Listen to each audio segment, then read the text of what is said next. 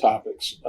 One, you tell a story, and I apologize a little earlier. You were talking about you don't really know a parish until you've done weddings or funerals and things like that. And first of all, you talk about weddings and a lot of them going outside of the church, Mm-hmm. and I would submit and argue that in a way they are spiritual in their own sense. Sure they are.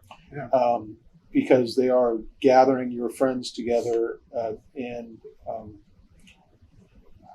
I've done one wedding for a friend, and I took it very serious. Mm-hmm. It's a very serious thing, and it can be very spiritual. But you talk about what I'm going to call the West Side Story funeral. Yeah. And you know what I'm talking about. Oh, yeah. Yeah. You want to tell us Well, about that? this is one of the things that I shared from my experience. This was years ago now, 30 or more years ago. I used to call it the Hatfields and McCoys, but actually the West Side funeral would be just as apt.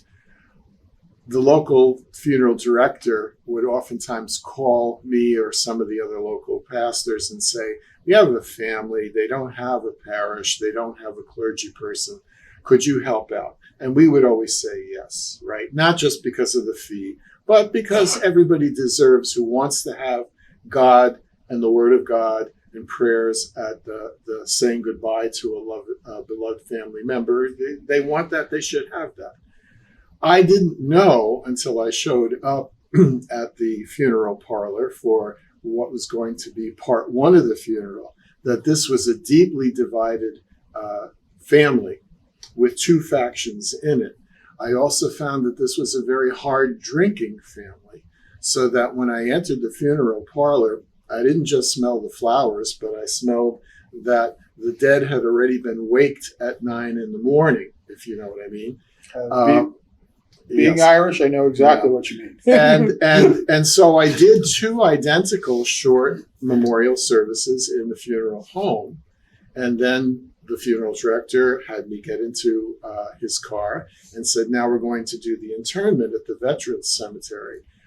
He said, but we got to get you out of there before the two parts of the family converge on one another. So we went there, had my vestments on still. I did the internment, and he said, well, we're going to have my assistant, say some words to the other group, but please go ahead and do the internment. And I did. And as I was turning away from it, I saw the second part of the family coming down the hill. But I will say that there were a number, at least 4 sheriff's office cars there. So they were able to control these two groups. The funeral director did not want the two groups to be together, given their state of having awakened the dead. They have metal detectors? I don't know if they had metal detectors, but they were afraid of mayhem and inter-family violence starting. That was my one taste of what can happen that you would never be prepared for in seminary. Okay.